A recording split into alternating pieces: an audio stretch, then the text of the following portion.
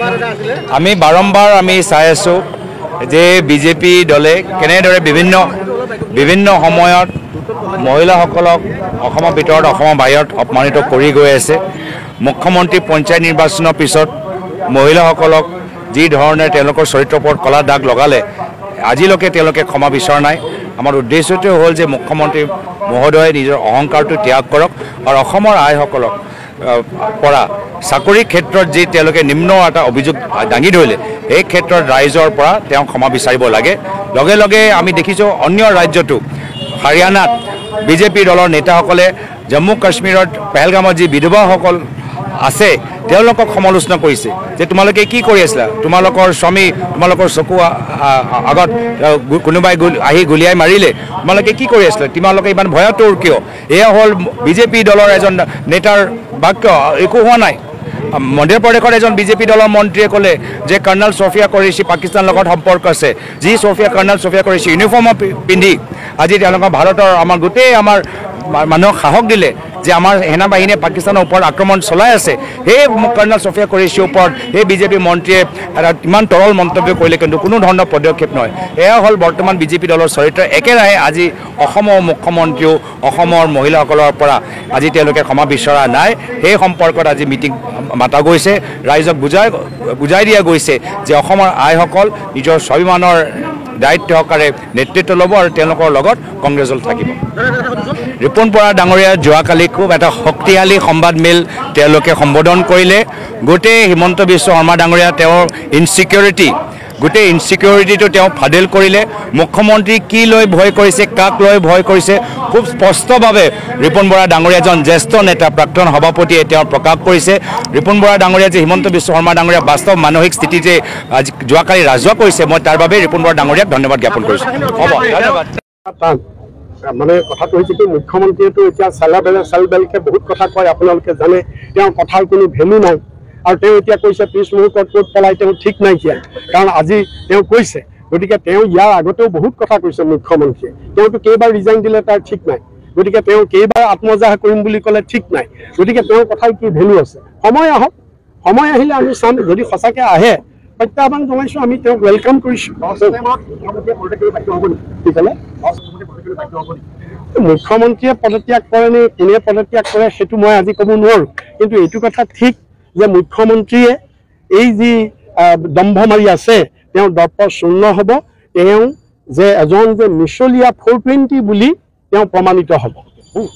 ভয়ত যেনেকৈ কংসই কৃষ্ণৰ ভয়ত য'তে ত'তে কৃষ্ণ দেখিছিলে, ঠিক তেনেকুৱা হৈছে যে মুখ্যমন্ত্ৰীয়ে গৌৰৱ গগৈৰ ভয়ত এতিয়া য'তে ত'তে তেওঁ কেৱল গৌৰৱ গগৈৰ ভোটেই দেখে। তেওঁ মানসিক ভাৰসাম্য স্বাভাৱিক, কাৰণ যিজন মুখ্যমন্ত্ৰীয়ে নিজে কয় মই বলিয়া কুকুৰ, মোক নোজোকাবা, মই কামুৰি দিম, মই বলিয়া কুকুৰ। এজন সুস্থ মানুহে কেতিয়াও নিজকে বলিয়া কুকুৰ বুলি ক'ব নোৱাৰে।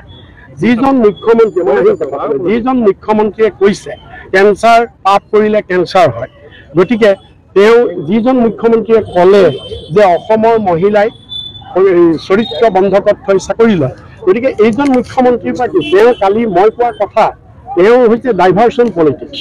তেওঁ মূল কথা, মই যে কালি প্ৰেছ কনফাৰেন্সত ইমানবিলাক 4টা চেপ্টাৰত প্ৰশ্ন সুধিলোঁ, তাৰতো তেওঁ এটা উত্তৰ দিব নোৱাৰিলে। তেওঁ হিম্মত আছে বুলি তেওঁ সেইবিলাকৰ উত্তৰ দিয়ক। তেওঁ এইটো উত্তৰ দিয়ক, গৌৰৱ গগৈ আৰু এলিজাবেথৰ ফটো, পাৰ্লিয়ামেণ্টৰ সন্মুখৰ ফটো আটাৰী বোৰ্ডত এডিট কৰিছিল, তাৰ জবাবটো তেওঁ দিয়কচোন। তেওঁ সেইটোতো দিব পৰা নাই। দ্বিতীয়তে তেওঁ যে পাকিস্তান এম্বেচি যে গৌৰৱ গগৈ লেকচাৰ প্ৰগ্ৰেমত গৈছিলে, তাত সেই বেকড্ৰপখন যে তেওঁ মেনিপুলেট কৰি বাকী মানুহক নেদেখুৱাই অকলে গৌৰৱ গগৈক হাই কমিশ্যনাৰৰ লগত দেখুৱাইছে তেওঁ মেনিপুলেট কৰিছে। এজন মুখ্যমন্ত্ৰী ইমান 420 কাৰবাৰলৈ গৈছে, সেইবিলাকৰ তেওঁ উত্তৰ দিব পৰা নাই। মই কি কৈছোঁ, আপুনি কাইলৈ মোৰ গোটেই বাইট চাওক, আপোনালোকে খুলি চাওক। আৰু মুখ্যমন্ত্ৰীকো মই চাবলৈ কৈছোঁ, তেওঁ চাইছে নে নাই মই নাজানো, ভাৰসাম্য নাথাকিলে হয়তো চাব নোৱাৰিব পাৰে। মই কৈছোঁ, প্ৰথম মুখ্যমন্ত্ৰীয়ে কৈছিল যে গৌৰৱ গগৈৰ পত্নীয়ে পাকিস্তানত NGO কাম কৰে, পাকিস্তান চৰকাৰৰ পৰা দৰমহা লৈছে। আৰু তাৰ প্ৰত্যুত্তৰত মই কৈছোঁ, কালি মই কৈছোঁ, যদি বিধিসন্মতভাৱে ল অফ দি কাণ্ট্ৰি, যদি আইনসংগতভাৱে যদি তাত তেওঁ চাকৰি কৰি দৰমহা লৈছে, সেইটো কোনো তাত ক'বলগীয়া একো নাই। কাৰণ কিয় যে ভাৰতৰ বহুত মানুহ পাকিস্তানত চাকৰি বাকৰি কৰি আছে, পাকিস্তানৰ বহুত মানুহ ভাৰতত চাকৰি বাকৰি কৰি আছে, বহুতৰ বিজনেছ পাকিস্তানত আছে। মই তাৰ প্ৰসংগত অজিত ডোভালৰ ল'ৰাৰ কথা আনিছোঁ, মই তাৰ প্ৰসংগত জয়শংকৰৰ ল'ৰাৰ কথা আনিছোঁ। গতিকে সেইবিলাকক আমি সন্দেহ কৰিব লাগিব নেকি? আমি সেইবিলাকক সন্দেহ যদি বিধিসন্মত, যদি আইনৰ যোগেদি যদি সেইটো বিধিসন্মত, তাত কি আপত্তি আছে? গতিকে তেওঁ আজি মোক কৈছে যে মোৰ তেওঁ জনা নাছিলে বোলা কথা, তেওঁৰ ষ্টেটমেণ্ট পঢ়ি চাবলৈ কৈছোঁ, তেওঁৰ ষ্টেটমেণ্ট তেওঁ পঢ়ি চাবলৈ কৈছোঁ, আৰু মোৰ ষ্টেটমেণ্ট তেওঁ ৰেকৰ্ড কৰিব। আই ৱেলকাম, মই তেওঁক ৱেলকাম কৰিছোঁ, তেওঁ কি ৰেকৰ্ড কৰে। অসমৰ মাননীয় মুখ্যমন্ত্ৰীয়ে মহিলা সমাজক যি মানে অসন্মানিত কৰিছে তাৰ প্ৰত্যুত্তৰ বিচাৰিছোঁ, ক্ষমা বিচাৰিছোঁ তেওঁৰ পৰা। তেওঁ কৈছে যে কংগ্ৰেছৰ দিনত যিমান চাকৰি মহিলাই লৈছিলে অসৎ চৰিত্ৰৰ লৈছিলে, আৰু আজি যোৰহাটৰ পৰা মই প্ৰতিটো দল সংগঠনক আমি আহ্বান জনাইছোঁ যে কেৱল কংগ্ৰেছৰ মহিলাইহে চাকৰি লৈছিলে নেকি? আজি কোনোবাই বিভিন্ন সংগঠন কৰি আছে, তেওঁলোকৰ মাতৃয়ে চাকৰি লোৱা নাছিলে নেকি? আজি মই সেইকাৰণে কৈছোঁ, সততে আমি জয় অসম কৈ থাকোঁ। মই কৈছোঁ যে অসমৰ মহিলাক চৰিত্ৰ হনন কৰি তেওঁলোকে যিটো অসৎ পথৰে চাকৰি লোৱাৰ কথা কৈ মুখ্যমন্ত্ৰীয়ে অসন্মান কৰিছে, সেইকাৰণে আমি আজি মুখ্যমন্ত্ৰীক কৈছোঁ আপুনি হয় ক্ষমা খোজক, আৰু নহ'লে অসমৰ মহিলাই আপোনাক গোটেই অসমতে আপুনি যে মহিলাক সন্মান নকৰে, মাতৃ সমাজক যে সন্মান নকৰে, তাৰ কাৰণে আমি মহিলাক জাগ্ৰত কৰিম।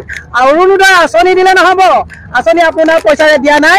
আমি মুখ্যমন্ত্ৰীক টানি অনুৰোধ জনাইছোঁ যে আপুনি ক্ষমা খুজিব লাগিব। যোৰহাটত আহি বাহৰ পাতিছে, পাতক আমাৰ আপত্তি নাই, কিন্তু যোৰহাটতো যিসকলে চাকৰি লৈছিলে সকলোকে মই আহ্বান জনাইছোঁ যে মাতৃ সমাজক তেওঁ চৰিত্ৰহীনা সজাইছে।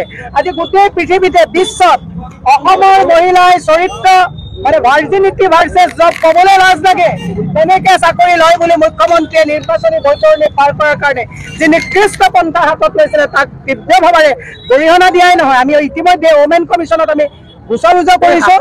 সেইকাৰণে মুখ্যমন্ত্ৰীক আমি কৈছোঁ যে উজনিত আহি তালিবানীৰ কথা বহুত কৈছে, তালিবানীৰ কথা কোৱাৰ সময়তেই এই সতী জয়মতীৰ এই স্থলত উজনিৰ পৰা আপুনি উজনিত আপুনি আহি আজি ক্ষমা খুজিব লাগিব। যি পৰ্যন্ত সমাজ নোখোজে আমি আপোনাৰ এই স্বৰূপ আপুনি যে বিকৃত মানসিকতাৰে অসমৰ মহিলাৰ স্বাভিমান লুণ্ঠন কৰিছে, ভূলুণ্ঠিত কৰিছে, তাক আমি আজি জাগ্ৰত কৰিবৰ কাৰণে আজি যোৰহাট জিলাত এই প্ৰতিবাদী কাৰ্যসূচী গ্ৰহণ কৰিছোঁ।